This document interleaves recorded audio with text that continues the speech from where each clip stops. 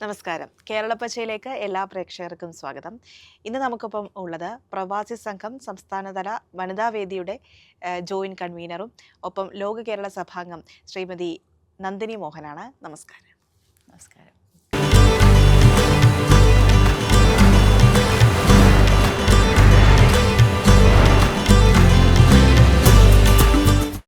32 വർഷത്തിലധികം നീണ്ടുനിന്ന പ്രവാസ ജീവിതം അവസാനിപ്പിച്ചാണ് കേരളത്തിലേക്ക് എത്തിയത്.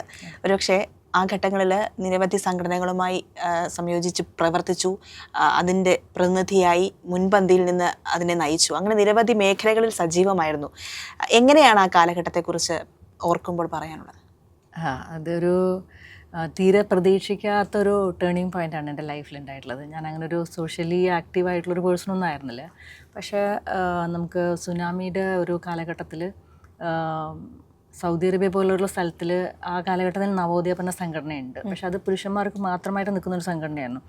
അതിന്ന് മാറി കുടുംബങ്ങൾക്കും കൂടി ഇതിൽ ഭാഗമാക്കേണ്ടതുണ്ടെന്ന് തിരിച്ചറിവ് വന്നൊരു കാലഘട്ടമായിരുന്നു. സുനാമിയുടെ ഭാഗമായിട്ട് നമ്മൾ ഫണ്ട് കളക്ഷനും സാധനങ്ങൾ കളക്ട് ചെയ്ത് കൊടുക്കുകയും ചെയ്തത്. അങ്ങനെ ഒരു വർക്ക് വന്നപ്പോഴാണ് ഒരുപാട് സ്ത്രീകൾ ഇത്തരം വിഷയങ്ങൾ സഹകരിക്കാൻ തയ്യാറാണെന്നും കുടുംബങ്ങൾക്കകത്ത് ഒറ്റപ്പെടുന്നതിൻ്റെ പ്രശ്നങ്ങൾ, പരസ്പരം ഒരു സഹായത്തിനൊക്കെ ആളില്ലാത്തൊരു വിഷമങ്ങളൊക്കെ ഉണ്ടെന്ന് നമ്മൾ തിരിച്ചറിഞ്ഞതിൻ്റെ ഭാഗമായിട്ട് സംഘടന ഇടപെടുകയാണ്.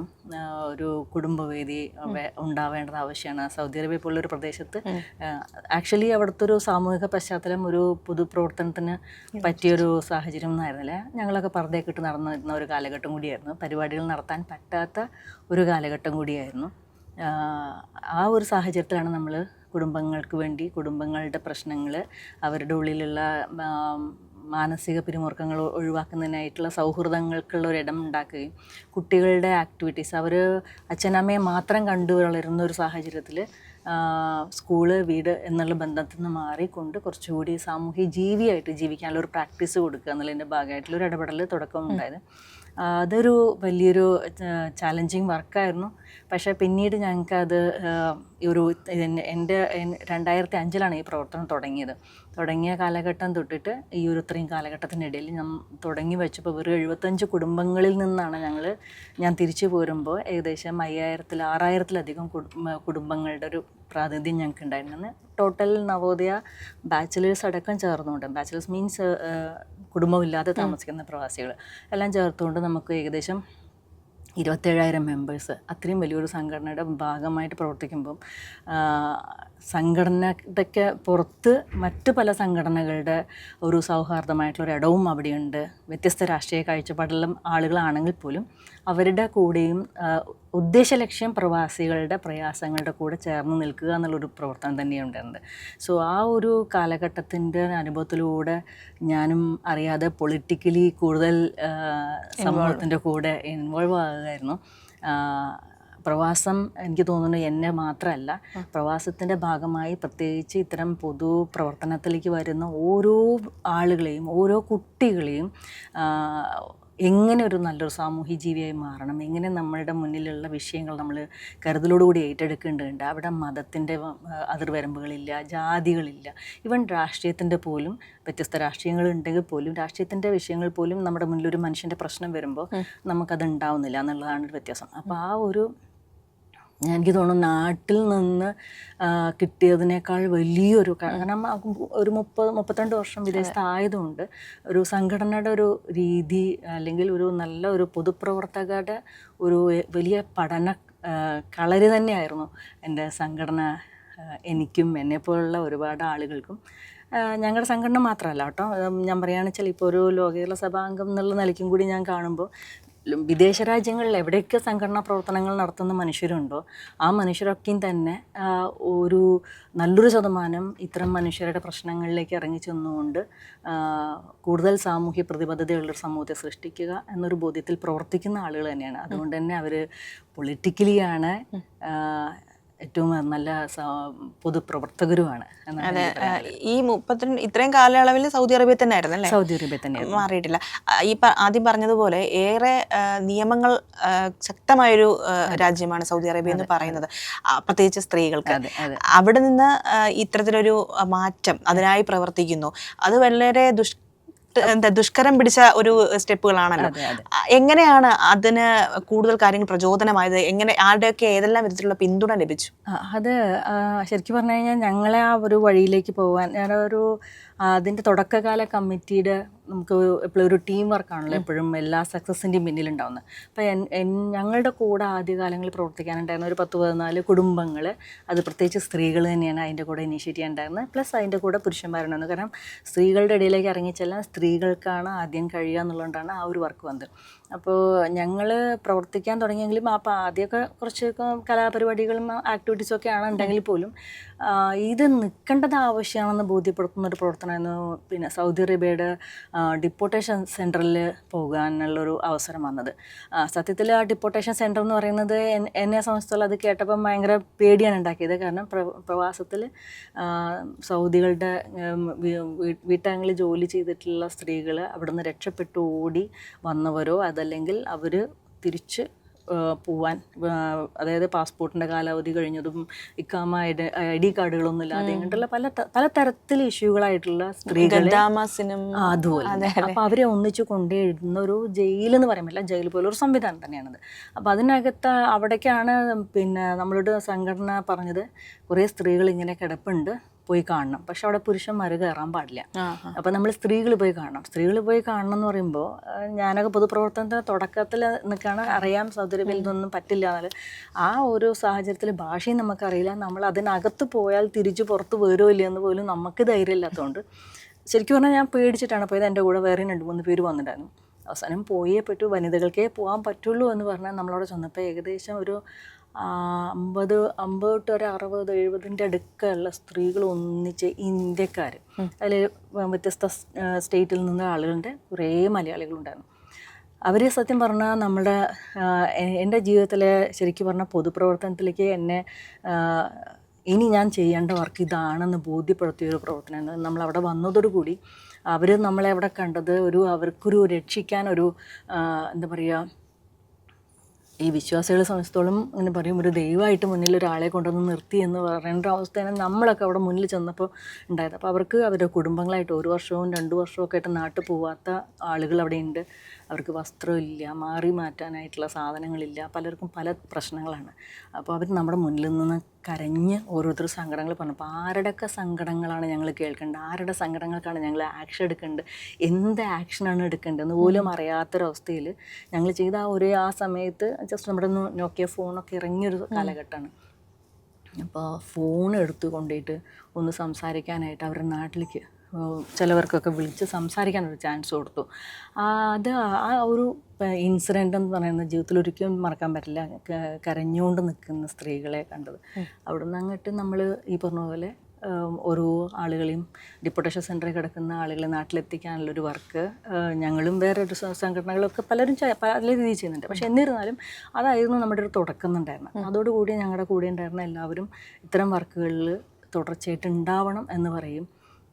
പൊതുപ്രവർത്തനത്തിൻ്റെ ഈ പറഞ്ഞ പോലെ എന്തൊക്കെ ക്രൈസിസുകളുണ്ടെങ്കിലും നമ്മൾ എന്ത് തന്നെ വന്നാലും നമ്മുടെ സമൂഹത്തിൽ ഒരു ദുരിതം അനുഭവിക്കുന്ന ആളുകളുടെ കൂടെ ഒന്നിച്ച് നിൽക്കണം എന്നൊരു ബോധ്യം തന്നത് ഞങ്ങളുടെ സംഘടനയുടെ നേതൃത്വങ്ങളിൽ ഈ പറഞ്ഞ പോലെ അവരും ഒരുപാട് റിസ്ക് എടുത്തിട്ടുള്ളതാണ്. പിന്നെ ജയിലിലൊക്കെ പോകേണ്ടി വന്നിട്ടുണ്ടായിരുന്നു ഞങ്ങളുടെ നേതൃത്വങ്ങളും ഇത്തരം സംഘടനാ പ്രവർത്തനം നടത്തിയതിൻ്റെ പേരിലൊക്കെ ആയിട്ട്. പക്ഷേ എന്താ പറയുക, സുരക്ഷിതമായിട്ടുള്ള ഒരു സാമൂഹ്യ പ്രവർത്തനം ഒരിക്കലും നടക്കില്ല എന്നുള്ളതാണ് പിന്നീട് നമുക്ക് മനസ്സിലായത്. പക്ഷേ അത് നമ്മുടെ സംഘടനയിലേക്ക് കൂടുതൽ ആളുകൾ ആത്മാർത്ഥമായിട്ട് ഇറങ്ങി ചെല്ലാനും ഏത് വിഷയം വന്നാലും അത് ഏറ്റെടുക്കാൻ തയ്യാറായിട്ട്. അപ്പം ഞങ്ങൾ കുട്ടികൾക്കായിട്ടുള്ള ആക്ടിവിറ്റീസുകൾ നടത്തും, വനിതകൾക്കായിട്ടുള്ള ആക്ടിവിറ്റീസ് നടത്തും, അതുപോലെ സ്പോർട്സുകൾ നടത്തും, കൾച്ചറൽ ആക്ടിവിറ്റീസ് നടത്തും. ഈവൻ നാട്ടിൽ നിന്ന് വലിയ വലിയ ആർട്ടിസ്റ്റുകളൊക്കെ കൊണ്ടുവന്ന് വലിയ മെഗാ പ്രോഗ്രാമുകൾ വരെ നടത്തുന്ന ലെവലിലേക്ക് ചെറിയ പ്രോഗ്രാമുകൾ തൊട്ട് വലിയ പ്രോഗ്രാമുകൾ വരെ നടത്തുകയും ഇതൊക്കെ ഒരു കൾച്ചറൽ ബോധം, ആ കൾച്ചറൽ ബോധത്തിൻ്റെ ഇടയിലേക്ക് നമ്മൾ എല്ലാ വിഭാഗം ജനങ്ങളും ഒന്നിച്ചിരുന്ന് ആടുകയും പാടുകയും സ്നേഹിക്കുകയും കൊടുക്കുകയും വാങ്ങുകയും ചെയ്യുന്ന ഒരു അവസ്ഥ. പ്രത്യേകിച്ച് ഓണമൊക്കെ വന്നു കഴിഞ്ഞാൽ ഓണത്തിൻ്റെ സമയത്ത് തിരുവാതിര കളി കളിക്കുമ്പോൾ നമ്മൾ ഹിന്ദുക്കളും മുസ്ലിങ്ങളും ക്രിസ്ത്യൻസും ഒന്നിച്ച് നിന്നിട്ടാണ് തിരുവാതിര കളി കളിക്കുന്നത്. അതേപോലെ തന്നെ ഒപ്പന കളിക്കാന്നുണ്ടെങ്കിലും കളിക്കാൻ താല്പര്യമുള്ളവർ എല്ലാവരും ഉണ്ട്. അപ്പോൾ ഒരു ആർട്ട് ഫോമിനെ വരെ മനുഷ്യർക്ക് ആനന്ദിക്കാനുള്ള ഇടങ്ങളായിട്ട് മാറ്റുകയും ആഘോഷങ്ങളെ മനുഷ്യർക്ക് സ്നേഹം പങ്കിടാനുള്ള ഇടങ്ങളാക്കി മാറ്റുകയും ചെയ്യുന്ന ഒരു വലിയ എന്താ പറയുക പരിവർത്തനം ഇടന്ന് തന്നെ പറയേണ്ടി വരും. ഒരുപക്ഷെ ഓണവും വിഷുവും ഒക്കെ ഏറ്റവും കൂടുതൽ ഇപ്പം ആഘോഷിക്കുന്നത് ഏറ്റവും കൂടുതൽ വിദേശത്ത് നമ്മുടെ വിദേശത്താണ്. പ്രവാസികളാണ്. അപ്പം അവിടെ നമുക്ക് ഈ പറഞ്ഞ പോലെ ഞങ്ങളൊരു 2 മാസത്തോളമൊക്കെയാണ് ഞങ്ങളുടെ, കാരണം ഓരോ ഘടകത്തിലും ഇത്തരം പരിപാടി നടത്തും. അപ്പം ഞങ്ങളുടെ ഒരു യൂണിറ്റിനകത്ത് തന്നെ നമുക്ക് ഏകദേശം 150 തൊട്ട് 200 കുടുംബങ്ങളാണ് ഞങ്ങൾക്ക് ഉണ്ടാകുന്നത്. അങ്ങനെ നമ്മൾ കുടുംബങ്ങളുടെ കണക്കുകൾ എടുക്കുമ്പോൾ ഞങ്ങൾക്ക് ഈസ്റ്റേൺ പ്രൊവിൻസിൽ മുഴുവൻ ദമാമ, ഖോബാർ, ഹസ, ജുബൈൽ അങ്ങനെ ഉണ്ടാവുന്നുണ്ട്. ഇപ്പം ഇത് ഞാനൊരു സൗദി അറേബ്യയുടെ കണക്കിലെടുത്ത് പറയുമ്പോൾ തന്നെ ഒരു ഇപ്പോൾ ഗൾഫ് റീജിയനിൽ തന്നെ എന്ന് മാത്രമല്ല, ഇപ്പോൾ അത് എനിക്ക് തോന്നുന്നു പൊതുവിൽ ഇപ്പോൾ ഒന്ന് ലോകസഭയിൽ ഇപ്പോൾ ലാസ്റ്റ് വന്നത് 125ഓളം രാജ്യങ്ങളിൽ നിന്നുള്ള പ്രതിനിധികൾ വന്നിട്ടുണ്ടെന്നാണ് പറയുന്നത്. അപ്പോൾ അത്രയും രാജ്യങ്ങളിൽ എവിടെയൊക്കെ മലയാളികളുണ്ടോ, ഇടയിൽ വിദേശ രാജ്യങ്ങളിലേക്ക് പോകുമ്പോൾ അവരുടെ ഇടയിലൊരു ഹാർമണി, ഒന്നിച്ച് ചേരുന്നതിൻ്റെ ഒരു ഹാർമണി ഉണ്ടാവുന്നുണ്ട് എനിക്ക് തോന്നുന്നു. പക്ഷേ അത് ഏറ്റവും കൂടുതൽ എനിക്ക് ധൈര്യപൂർവ്വം പറയാൻ പറ്റുന്നത് ഗൾഫ് റീജിയനിലാണ് ഒരു മിക്സ് കൾച്ചറിൻ്റെ ഒരു ആസ്വാദനം കൂടുതലായിട്ട് ഉണ്ടാവുമെന്നാണ് എൻ്റെ അറിയണം. മറ്റ് രാജ്യങ്ങളിലെ അവസ്ഥകൾ നമുക്ക് അത്ര അറിയില്ല. പക്ഷേ എന്നിരുന്നാലും ഈവൺ ഞാനൊരു US യാത്രയുടെ ഭാഗമായിട്ട് ഇതുപോലെ തന്നെ നമ്മുടെ കോമ്രേഡ്സിൻ്റെ ഒരു പ്രോഗ്രാം പങ്കെടുക്കാൻ വേണ്ടി പോയിട്ടുണ്ടായിരുന്നു. അവിടെയും ഇതുപോലെ തന്നെ ഓരോ മനുഷ്യരെല്ലാവരും കൂടി ചേരുന്ന ഒരു ആഘോഷവേളകളൊക്കെയാണ് കണ്ടിട്ടുണ്ടായിരുന്നത്. സോ ആഘോഷം മാത്രമല്ല, അതിൻ്റെ കൂടെ ഒരുപാട് നമ്മൾ ചാരിറ്റി വർക്കുകൾ ചെയ്യുന്നുണ്ട്. കേരളത്തിൻ്റെ ഓരോ ക്രൈസിസ് വരുമ്പോഴും നമ്മൾ ഫണ്ട് കണ്ടെത്തി കൊടുത്തുകൊണ്ട്, ഇപ്പം പ്രളയം വന്ന സമയത്ത് ഞങ്ങളുടെ സംഘടന 1 കോടിയിലേറെ തുകയാണ് സമാഹരിച്ചു കൊടുത്തിട്ടുണ്ടായിരുന്നത്. അതുപോലെ കുട്ടികൾക്ക് കോവിഡിൻ്റെ സമയത്ത് പഠിക്കാനുള്ള പഠന സാമഗ്രികൾ എത്തിക്കുന്ന വർക്ക് ചെയ്തിട്ടുണ്ടായിരുന്നു. 2ാമത്തെ പ്രളയം വന്നപ്പോൾ നമ്മൾ ചെയ്യുന്നത് നാടുമായിട്ട് എന്തൊക്കെ വിഷയങ്ങൾ ഒരു ക്രൈസിസ് ഉണ്ടാവണോ ആ സമയത്ത് ഗവൺമെൻറ്റിൻ്റെ കൂടെ പൂർണ്ണ പിന്തുണ നൽകിക്കൊണ്ട് ഒരു പ്രവർത്തനം നടത്തുക എന്ന് പറയുന്നത് കൾച്ചറൽ ആക്ടിവിറ്റീസിനപ്പുറം പൊതുബോധമുള്ളൊരു സമൂഹത്തിനെ സൃഷ്ടിക്കുക എന്നുള്ളത് കൂടിയാണ്. അതിലേറ്റവും പറയാവുന്നതെന്ന് വെച്ചാൽ, കുട്ടികൾ വിഷു കൈനീട്ടം കിട്ടിക്കഴിഞ്ഞാൽ അതുപോലും ഒരു ക്രൈസിസ് ഉള്ള സമയത്താണ് നാട്ടിലുണ്ടെങ്കിൽ ആ കുട്ടികളുടെ ആ കൈനീട്ടം കിട്ടിയ പൈസ നമ്മൾ കളക്ട് ചെയ്തിട്ട് നമ്മൾ നാട്ടിലേക്ക് ഗവൺമെൻറ്റിൻ്റെ നമ്മുടെ ദുരിതാശ്വാസ ഫണ്ടിലേക്ക് കൊടുക്കുക എന്നുള്ളൊരു വർക്കൊക്കെ ചെയ്തിട്ടുണ്ടായിരുന്നു. സോ കുറേയധികം വർക്കുകൾ നമ്മൾ ചെയ്യുന്നതിൻ്റെ ഭാഗമായി നമ്മൾ മാനസികമായിട്ട് ഒരു എന്താ പറയുക പൊളിറ്റിക്കൽ ബോധ്യമുള്ള വ്യക്തികളായിട്ട് മാറുന്നു എന്നുള്ളത് കൂടിയാണ് കാണുന്നത്. അപ്പോൾ ഇതിലൊക്കെ ഭരണകൂടത്തിൻ്റെ പിന്തുണ അനിവാര്യമാണ്. ഏറെ ശക്തമായി ഉണ്ടെങ്കിൽ നമുക്ക് മുൻപോട്ട് പോകാൻ സാധിക്കുകയുള്ളൂ.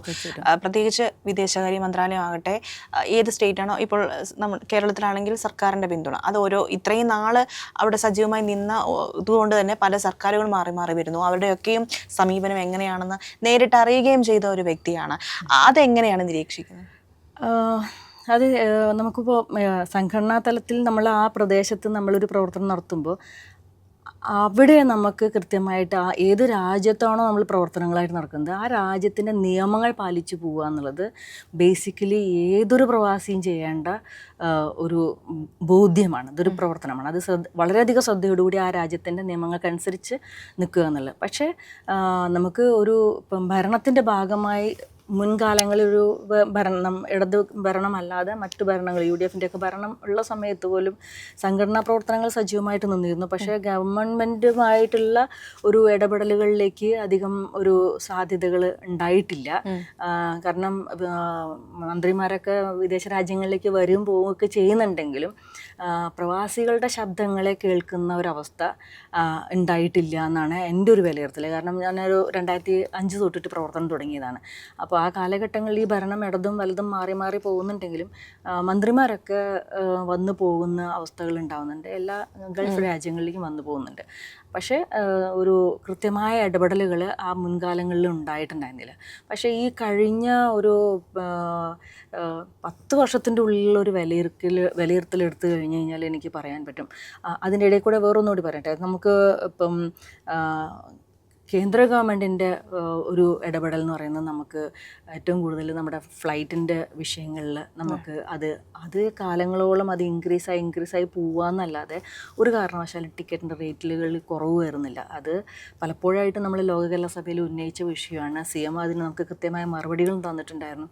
ഇത് കേരള ഗവൺമെൻറ്റിന് ഈ നിർദ്ദേശങ്ങൾ നമുക്ക് യൂണിയൻ ഗവൺമെൻറ്റിന് കൊടുക്കാനേ കഴിയുള്ളൂ. അവിടുന്ന് അവരാണ് അത് തീരുമാനങ്ങളായിട്ട് തരുന്ന 2 രാജ്യങ്ങൾ തമ്മിലുള്ള ഒരു ടേംസ് ആൻഡ് കണ്ടീഷൻസും കൂടി അതിൻ്റെ ഭാഗമായിട്ട് വരുന്നുണ്ടല്ലോ. അപ്പോൾ അത്തരം കാര്യങ്ങളിലേക്ക് നമ്മൾ നിരന്തരം നമ്മുടെ ആവശ്യങ്ങൾ ഉന്നയിച്ചു കൊണ്ടിരിക്കുക എന്ന് മാത്രമേ നടക്കുന്നുള്ളൂ. പക്ഷേ അതിലേക്കുള്ള റെമഡികളൊന്നും ഉണ്ടാകുന്നില്ല എന്നുള്ളത് ഖേദകരമായ വസ്തുതയായിട്ട് നിൽക്കുകയാണ്. പക്ഷേ അതേസമയം മറ്റൊന്നുകൂടി ഇതിൻ്റെ വേറൊരു വിഷയം പറയാമെന്ന്, നമ്മുടെ എംബസികളുടെ സഹായങ്ങൾ നമുക്ക് അത് ശരിക്കും പറഞ്ഞു കഴിഞ്ഞാൽ വ്യക്തികൾ മരണപ്പെടുമ്പോൾ, പ്രവാസികൾ മരണപ്പെടുന്ന സമയത്ത് സ്വാഭാവികമായിട്ട് അവരുടെ ബോഡി എത്രയും പെട്ടെന്ന് നാട്ടിലെത്തിക്കുക എന്നുള്ളത് മുൻകാലങ്ങളിൽ അതൊരു ഒരാഴ്ചയും 10 ദിവസം മാസങ്ങൾ വരെ എടുക്കുന്ന ഒരു അവസ്ഥ ഉണ്ടായിട്ടുണ്ടായിരുന്നു. കാരണം ആ മരണപ്പെടുന്ന വ്യക്തിനെ ആ ബോഡി നാട്ടിലേക്ക് എത്തിക്കാനായിട്ട് ഏത് സംവിധാനം ഉപയോഗിക്കണമെന്ന് അറിയാത്തൊരവസ്ഥ. ഇനി അറിഞ്ഞാൽ പോലും അത് ഇടപെടേണ്ട ഘടകങ്ങളിൽ നിന്ന് കൃത്യമായ ഇടപെടലുകളൊന്നും ഇല്ലാത്തതിനാൽ മാസങ്ങളോളം സമയമെടുത്തിട്ടോ അല്ലെങ്കിൽ ദിവസങ്ങളോളം സമയമെടുത്തിട്ടൊക്കെയാണ് എത്തിക്കുന്നൊരു അവസ്ഥയുണ്ടായിരുന്നു. അതുപോലെ തന്നെ നമുക്ക് നമ്മുടെ തന്നെ ഫണ്ടുകളും കാര്യങ്ങളൊക്കെ എംബസി തലത്തിലൊക്കെ ഉണ്ട് പ്രവാസികളുടേത്. പക്ഷേ അതൊന്നും ഈ മരണപ്പെടുന്ന വ്യക്തികൾക്കോ അല്ലെങ്കിൽ ഏതെങ്കിലും തരത്തിൽ കോൺട്രിബ്യൂഷൻ കൊടുക്കേണ്ട ആളുകൾക്കോ കാര്യമായിട്ട് പോകുന്നില്ല എന്നുള്ളത് തന്നെയാണ് പൊതുവിൽ കിട്ടുന്ന അറിവുകളായിട്ട് വരുന്നത്. പക്ഷേ നമുക്കിപ്പോൾ അതിൻ്റെ ചേർത്ത് പറയുമ്പോൾ ഞാൻ ഈ രണ്ട് പ്രവർത്തനത്തിൻ്റെ കാലഘട്ടത്തിനനുസരിച്ചിട്ട് മാറുന്ന ഒരു സാഹചര്യം തന്നെ ഈ കഴിഞ്ഞൊരു 10 വർഷം ഇടതുപക്ഷ ഗവൺമെൻറ് മുന്നോട്ട് വന്നപ്പോൾ നമുക്ക് നിരവധിയായിട്ടുള്ള നോർക്കയുടെ പ്രവർത്തനങ്ങളാണ് ഒരു കേരള ഗവൺമെൻറ് ഏറ്റവും നന്നായിട്ട് കൊണ്ടുവന്നൊരു വിഷയം എന്ന് പറയുന്നത്. ഇപ്പോൾ 2002 നോർക്ക തുടങ്ങിയിട്ടുണ്ടെങ്കിലും കൂടി അതിനൊരു വലിയ പബ്ലിസിറ്റി അധികം പോയില്ല. ഞാൻ പറഞ്ഞല്ലോ, ഭരണം മാറി മാറി വരുന്നതുകൊണ്ട് അതിന് വേണ്ട ഗൗരവത്തിൽ കൊടുക്കാത്ത ഒരവസ്ഥ ഉണ്ടാവുന്നൊരു സിറ്റുവേഷൻ ഉണ്ടായിരുന്നു. പക്ഷേ ഈ കഴിഞ്ഞ 10 വർഷത്തിൻ്റെ ഉള്ളിലാണ് നോർക്ക എന്ന സംവിധാനവും അതുപോലെ തന്നെ പ്രവാസികൾക്കായിട്ടുള്ള മറ്റൊരു സംവിധാനമാണ് വെൽഫെയർ ബോർഡ് എന്ന് പറയുന്നത് ക്ഷേമനിധി പെൻഷൻ്റെ ഭാഗമായിട്ടുള്ളത്. ഇത് രണ്ടും പ്രവാസികൾക്ക് വേണ്ടിയിട്ട് കേരള ഗവൺമെൻറ് തുടങ്ങി വെച്ചത് 2005 പിന്നെ BS സർക്കാരാണ് ക്ഷേമനിധി പെൻഷൻ കൊണ്ടുവന്നത്. 500 രൂപയാണ് അതിൻ്റെ തുകയായിട്ട് കൊണ്ടുവന്നിട്ടുണ്ടായിരുന്നത്. പക്ഷേ അതിൻ്റെ തുടർച്ച എന്ന് പറയുന്നത് 5 വർഷത്തെ ഭരണത്തിന് ശേഷം UDF ഭരണത്തിൽ വന്നതോടുകൂടി ഈ പ്രവർത്തനത്തിന് വേണ്ട ഗൗരവം കൊടുക്കാതിരിക്കുകയും അത് ആ ഫണ്ട് അങ്ങനെ നിന്ന് നമുക്ക് അംശാദായം അടച്ചുകൊണ്ടുള്ള കോൺട്രിബ്യൂട്ടറി പെൻഷനാണത്. സോ അതിന് ഒരു തുടർച്ചകൾക്കുള്ള ഇടപെടലുകളില്ലാത്ത കാരണം അത് അവിടെ നിന്ന് പോവുകയും വീണ്ടും ഭരണം മാറി LDF വരികയും അതിൻ്റെ ഭാഗമായിട്ട് വീണ്ടും ഏറ്റെടുത്ത് 500 എന്നുള്ളത് 1000 രൂപയാക്കുകയും അങ്ങനെ ഈ ഒരു എന്താ പറയുക ഗൗരവം എടുക്കാത്തൊരവസ്ഥ ഉണ്ടാവുകയും വീണ്ടും തിരിച്ച് ഗൗരവത്തോടു കൂടി അത് ഏറ്റെടുക്കുകയും ചെയ്തുകൊണ്ട് നിലവിൽ അത് നമുക്ക് 3500 മിനിമം 5 വർഷം അടയ്ക്കുന്ന അംശാദായം അടയ്ക്കുന്ന ആൾക്ക് 350 രൂപ, പ്രവാസത്തിലിരിക്കുന്ന ഒരാളും തിരിച്ചു വന്ന ആൾക്കാർ 200 രൂപയും അടയ്ക്കുമ്പം മിനിമം 3000ഉം 3500 വെച്ചിട്ടാണ് പെൻഷൻ കിട്ടുന്നത്. അത് കൂടുതൽ വർഷം അടയ്ക്കുന്ന ഒരാൾക്ക് 3% കൂട്ടി കിട്ടുന്നുണ്ട്. അപ്പോൾ നിലവിൽ ഇപ്പോൾ 7000 വരെ പെൻഷൻ വാങ്ങുന്ന ആളുകൾ ഉണ്ടാവുന്നുണ്ട്. അപ്പം ഇത് പറയുന്നത് എന്താണെന്ന് വെച്ച് കഴിഞ്ഞാൽ ഈ തുടർച്ചകൾ നമ്മുടെ അവകാശങ്ങളെ ഊട്ടിയുറപ്പിക്കുകയും അത് കൃത്യമായി നമുക്ക് കിട്ടുന്നുണ്ടെന്നുള്ളത് ബോധ്യപ്പെടുകയും ചെയ്യുന്ന ഒരു കാലഘട്ടത്തിൽ നിൽക്കുമ്പോൾ നമുക്ക് പറയേണ്ടി വരുന്നു, ഭരണമാറ്റങ്ങൾ ഒരിക്കലും പ്രവാസി സമൂഹത്തിന് ഗുണകരമാവില്ല എന്ന് തന്നെയാണ് എനിക്ക് പറയാനുള്ളത്. കാരണം ഈ വിഷയങ്ങളെ കൂട്ടിച്ചേർത്ത് പറയുന്നത് നോർക്കയുടെ നേരത്തെ പറഞ്ഞു, നോർക്ക 2002 തുടങ്ങിയിട്ടുണ്ടെങ്കിലും അതിൻ്റെ പബ്ലിസിറ്റിയും വേണ്ട രീതിയിൽ മുന്നോട്ട് പോയിരുന്നില്ല.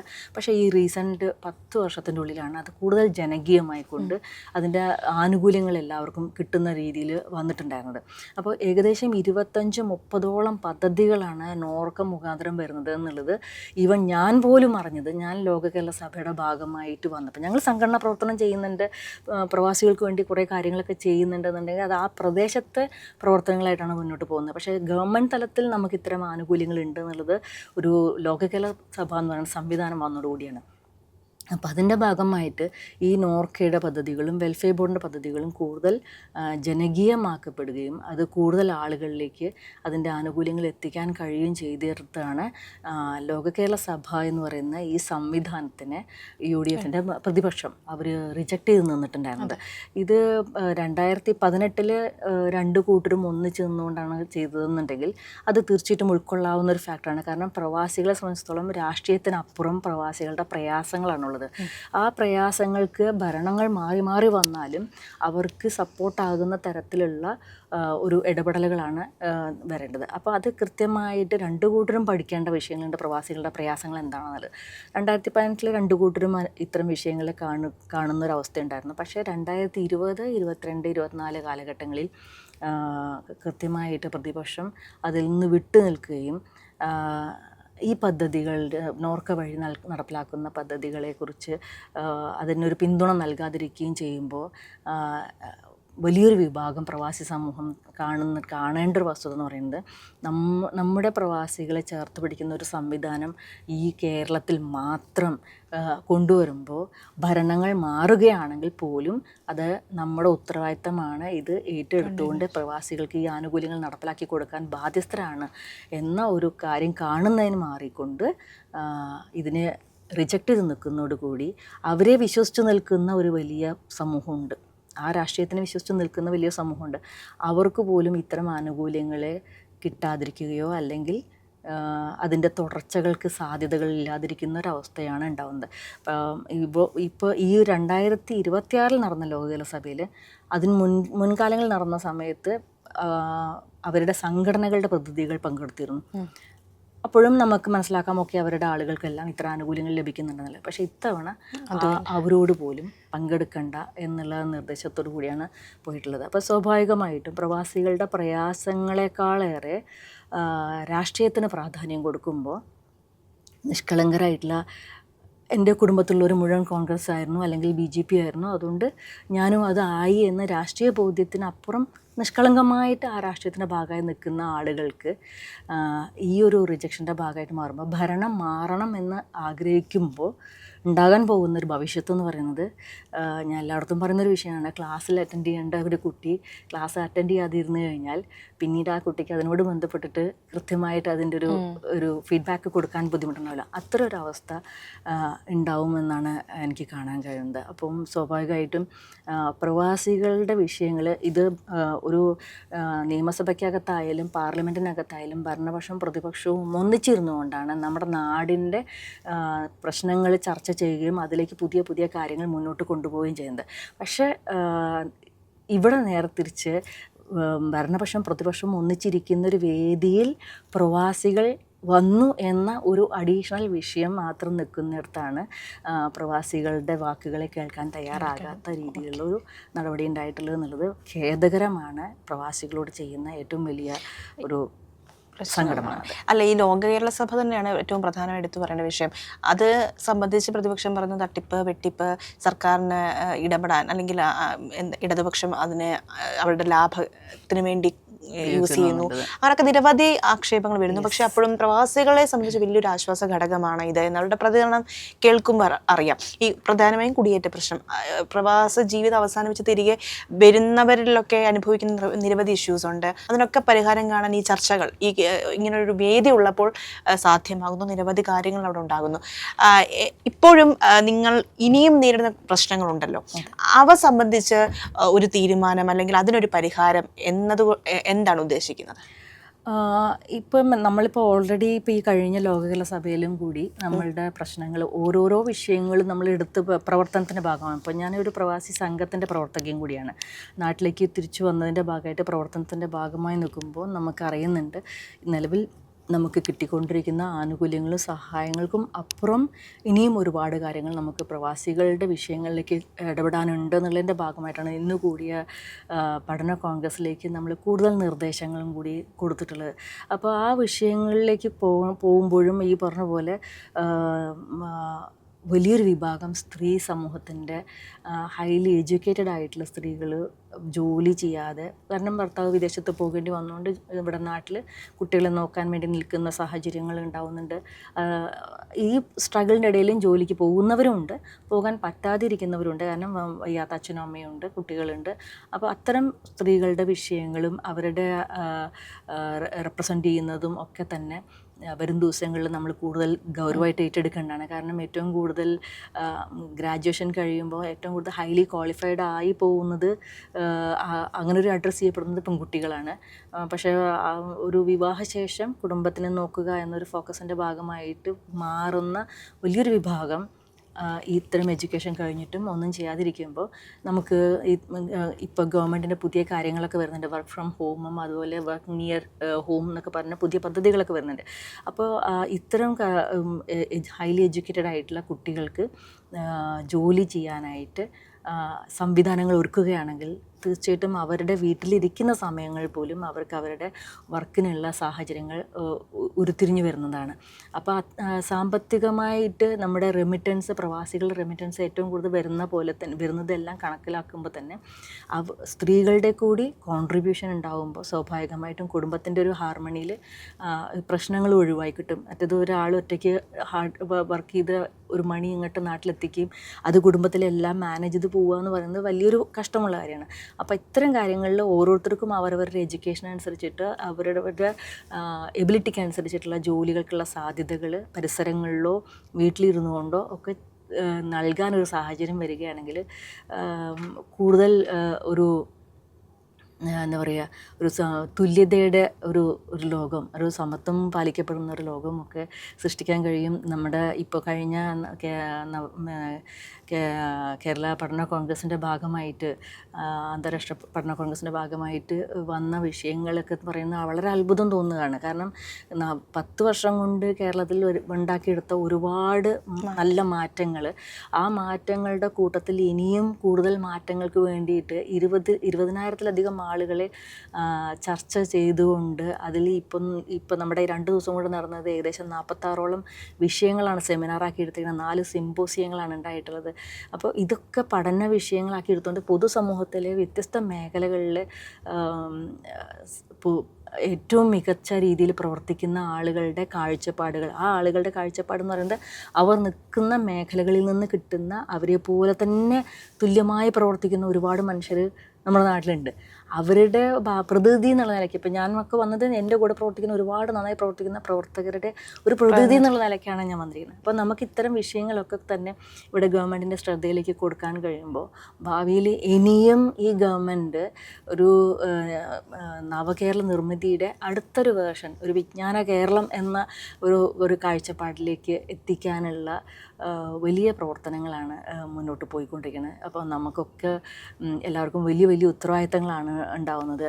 പക്ഷേ ദൗർഭാഗ്യവശാൽ പല മീഡിയകളിലും നുണകൾക്കും ചെറിയ ചെറിയ വിഷയങ്ങളും ഒക്കെ ഊതി വീർപ്പിച്ച് പബ്ലിസിറ്റി കൊടുക്കുമ്പോൾ നമ്മുടെ സമൂഹത്തിനകത്ത് അറിയാതെ മനുഷ്യർ ഇത്തരം നുണകളുടെ പിന്നാലെ പോവുകയും നന്മകളും അതുപോലെ തന്നെ നാടിൻ്റെ വളർച്ചകളും നേട്ടങ്ങളും അത് അവരവർക്ക് തന്നെ ഗുണകരമാകുന്ന ഒരുപാട് വിഷയങ്ങളുണ്ട്, അതറിയാതെ പോവുകയും ചെയ്യുന്ന അവസ്ഥയിലാണ് ഇത്തരം പൊളിറ്റിക്കൽ ഗെയിമുകൾ കളിക്കുന്നത്. വികസനത്തെക്കുറിച്ച് ചർച്ച ചെയ്തുകൊണ്ട്, വികസനത്തിൻ്റെ പോരായ്മകളെക്കുറിച്ച് ചർച്ച ചെയ്തുകൊണ്ട് വിമർശിക്കുമ്പോൾ അത് രാഷ്ട്രീയപരമായിട്ടുള്ളൊരു ബോധ്യത്തിൻ്റെ പ്രവർത്തനമായി മാറുകയും പകരം നുണകളുടെയും അതുപോലെ തന്നെ ഇല്ലാത്ത വിഷയങ്ങളും അതുപോലെ തന്നെ മതത്തിൻ്റെ പേരിൽ മനുഷ്യരെ തമ്മിൽ അകറ്റുകയും വെറുപ്പുകൾ പടർത്തുകയും ചെയ്യുന്ന ഒരു സാഹചര്യം എന്ന് പറയുന്നത് ഒരിക്കലും കേരളത്തെപ്പോലെ വളരെ ഡെവലപ്പായിട്ടുള്ള മാനസിക ബോധ്യമുള്ള ആളുകളുടെ ഇടയിലേക്ക് ഒരു കാരണവശാലും ഇപ്പം ലേറ്റസ്റ്റ് ഇറങ്ങിയ പ്രൊപ്പഗണ്ട മൂവി പോലും കേരള സ്റ്റോറി 2 പോലും മനുഷ്യരെ പഠിപ്പിക്കുന്നതാണ്, മനുഷ്യരെ സ്നേഹിക്കാൻ പഠിപ്പിക്കുന്നില്ല. വ്യത്യസ്ത ലോകരാജ്യങ്ങളിൽ പോയിട്ടുള്ള മലയാളികൾക്ക് മനുഷ്യരുടെ കൂടെ എങ്ങനെ എത്ര സ്നേഹത്തോടു കൂടി നിൽക്കാൻ കഴിയുമെന്നുള്ളത് നമുക്കറിയാം. നമ്മൾ പോയ രാജ്യത്ത് പോലും ആ രാജ്യത്തിലെ ആളുകൾ പോലും നമ്മളെ അങ്ങേറ്റം സ്നേഹത്തോടു കൂടിയാണ് ആ രാജ്യത്ത് നിൽക്കാൻ സമ്മതിക്കുന്നത്. അപ്പോൾ മനുഷ്യൻ്റെ എവിടെ പോയാലും മനുഷ്യൻ ആത്യന്തികമായിട്ട് ഉണ്ടാക്കിയെടുക്കേണ്ട ഒരു വാല്യൂ എന്ന് പറയുന്നത് സ്നേഹിക്കുക, പരജീവികളോട് മറ്റുള്ളവരോട് സ്നേഹത്തോടു കൂടി ഇടപഴകാനും ആ സ്നേഹത്തിൻ്റെ ഭാഗമായിക്കൊണ്ട് ലോകത്ത് ഒരു നല്ല സമാധാനമുള്ള ഒരു ലോകം ഉണ്ടാക്കിയെടുക്കുക എന്നുള്ളതാണ്. അതൊരു പൊളിറ്റിക്കൽ ഗെയിമിലേക്ക് കൊണ്ടുപോകുമ്പോൾ മനുഷ്യർ തമ്മിൽ വെറുക്കാനും വഴക്കഴിക്കാനുള്ള സാഹചര്യങ്ങളാണ് ഉണ്ടാവുന്നത് എന്നാണ് പറയാനുള്ളത്. ഓക്കെ, എന്നാലും വളരെയധികം നന്ദി ഇത്രയും സമയം നമുക്കിപ്പം ചെലവഴിച്ചതിന്. ഇനിയും സംഘടനാ പ്രവർത്തനങ്ങളൊക്കെ ശക്തമായി മുൻപോട്ട് കൊണ്ടുപോകാൻ സാധിക്കട്ടെ. എല്ലാ ആശംസകളും. Thank you. എന്നെ കൊണ്ട് പറയാൻ പറ്റുന്ന കാര്യങ്ങളാണ് ഞാൻ പറഞ്ഞിരിക്കുന്നത്. Anyway thank you so much.